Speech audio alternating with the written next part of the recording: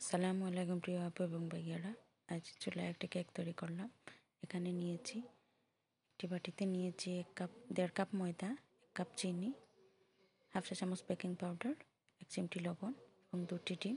এই সবগুলো উপকরণ একসাথে খুব ভালো করে মেশাবো।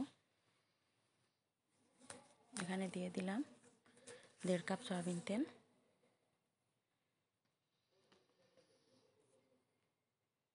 এই তেলটাকে এই সব কিছু মিক্স করে খুব সুন্দর একটা ভালো ব্যাটার তৈরি করব। আমার বাচ্চারা হঠাৎ করে এত বাহানা করছে একটি কেক বানানোর জন্য, না বানিয়ে পারলাম না, তাই হাতের কাছে যা ছিল সব কিছু দিয়ে একটি কেক বানালাম। এখানে নিয়েছি আগে থেকে জাল করে রাখা, গাঢ় করে জাল করে রাখা গরুর দুধ,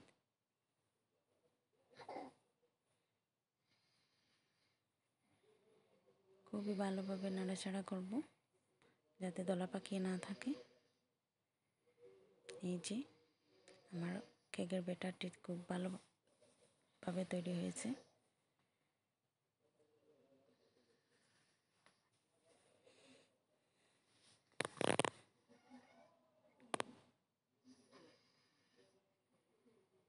এবার একটি কেকের পাত্রে আমি কেক তৈরি করার একটি পটে আমি তেল ব্রাশ করে নেব।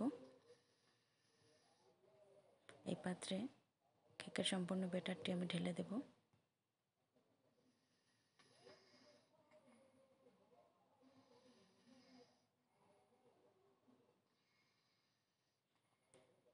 এবার হালকা একটু ঝাঁকুনি দেব যাতে কেকের ব্যাটারটি খুব সুন্দরভাবে সেট হয়। এবার একটি পাত্রে পানি দিয়েছি, পানির উপরে একটি স্ট্রে দিয়েছি, ওখানে বসিয়ে দিলাম কেকের পাত্রটি। এবার এই চিত্রটি ঢেকে দেব। মাত্র 10 মিনিটেই তৈরি হয়ে গেল আমার কেক। এটা চুলায় বসিয়েছিলাম হাই হিটে। একটি কাঠের সাহায্যে এই যে দেখেন খুবই পারফেক্ট একটা কেক হয়েছে। আমার কেকটি হয়ে গেছে।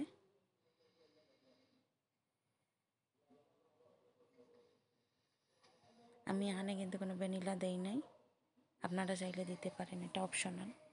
আমার বাসা ছিল কিন্তু আমি ভুলে গেছি।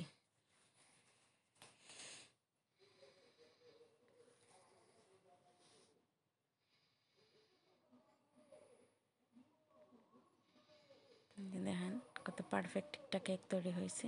মাত্র 10 মিনিটেই তৈরি করে নিলাম খুবই সুন্দর একটা কেক। হোমমেড যে কোনো প্রোডাক্ট অনেক